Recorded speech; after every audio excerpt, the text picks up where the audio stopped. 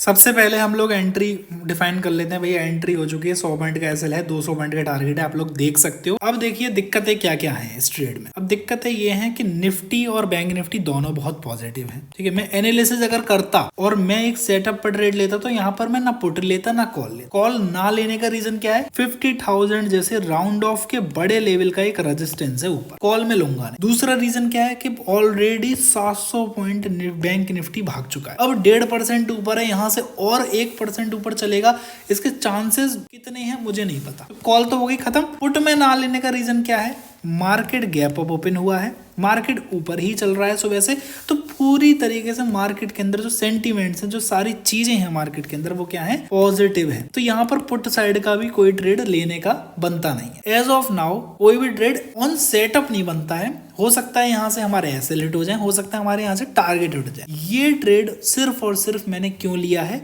क्योंकि मुझे ये दिखाना है 1 मंथ के बाद कि सिर्फ आरआर पर डिपेंड होके और थोड़ा बहुत एनालाइज करके देखिए, अगर मैं जो इस सीरीज में ट्रेड लेने वाला था उस सेटअप के अकॉर्डिंग आज के दिन पर कॉल का ट्रेड बना। मैं इसमें सिर्फ इतनी एनालिसिस जोड़ूंगा कि अगर राउंड ऑफ लेवल है ऊपर जैसे 49,000 50,000 ऐसे राउंड ऑफ लेवल हैं, तो मैं उसके ब्रेकआउट के पहले ब्रेकआउट जैसा ट्रेड, मतलब यहाँ पे ब्रेकआउट नहीं हुआ है और मैं कॉल का ट्रेड ले लूँ, ये तो सरासर बेवकूफ़ी होगी। सिर्फ इतनी एनालिसिस और इतना दिमाग में सीरीज में जोड़ने वाला हूँ क्योंकि मार्केट में 50,000 का एक राउंड ऑफ लेवल है। अब आपको इतनी बात समझ आ गई होगी।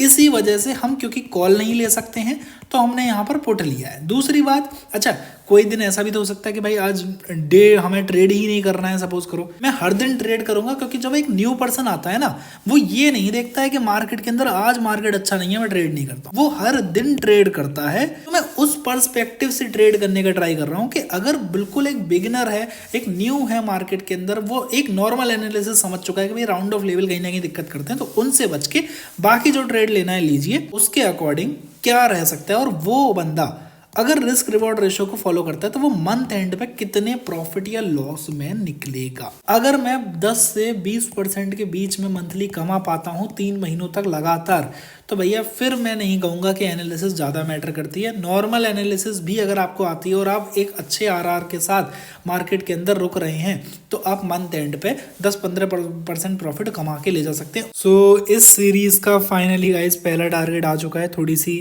खुशी हो रही है मुझे, क्योंकि मतलब हमने एक सही डिसीजन लिया कि इतनी एनालिसिस तो हमें यहाँ पर बनती है करनी। और मैं आपको भी बता रहा हूँ कि जब भी एक राउंड ऑफ लेवल है भाई, या तो ब्रेक हो जाए, ब्रेकआउट ना हो, तो फिर उसके खिलाफ कॉल लेना बहुत मुश्किल चीज है। मतलब अगर आप उसके खिलाफ जाकर कॉल ले रहे हो तो बड़ी दिक्कत है। इसीलिए हमने ये जब सीरीज बनाने की सोची थी मैंने, तब मैंने ये नहीं सोचा था कि मैं ये भी चीज फेस करूंगा। कल मैंने जब फेस करी यहाँ पर राउंड ऑफ लेवल, तो ना चाहते हुए भी मैंने पुट में ट्रेड लिया। भाई चलो पुट लेते हैं, क्योंकि हमें तो ट्रेड लेना है और विदाउट एनालिसिस लेना है, ज्यादा कोई डीप एनालिसिस करनी नहीं है। तो वहां पर हमारा एसएल हिट हुआ, विद इन अ मिनट हो गया था, शायद 5 मिनट और 10 मिनट्स के अंदर। कहीं ना कहीं मैं वहां से डिसअपॉइंट हुआ कि यार ऐसे तो बड़ी दिक्कत वाली बात है। तो यहाँ पर सिर्फ इस तरह इतनी एनालिसिस इस वीडियो के अंदर जोड़ी हुई है कि भाई अगर राउंड ऑफ लेवल होंगे तो मैं थोड़ा सा वेट करूंगा या फिर ट्रेड करूंगा।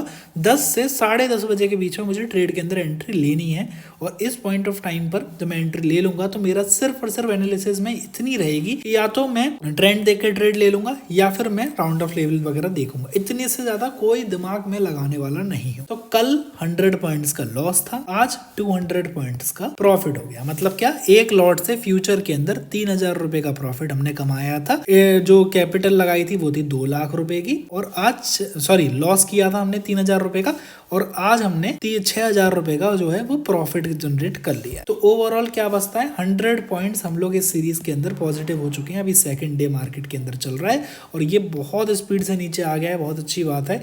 यहाँ से दोबारा से एक ट्रेड, रिकमेंडेशन नहीं है, कुछ नहीं है भाई, एक ट्रेड इस पॉइंट से हम देखने के लिए मिल सकता है। बट इतनी चक्री बनाना कि मार्केट ने ऊपर से पुट नीचे से कॉल, बहुत गलत रहता है। एक ट्रेड ले लिया हमने कॉल पुट का और हम सक्सेसफुल हो गए। अब डे के एंड तक हम कोई भी ट्रेड नहीं लेंगे।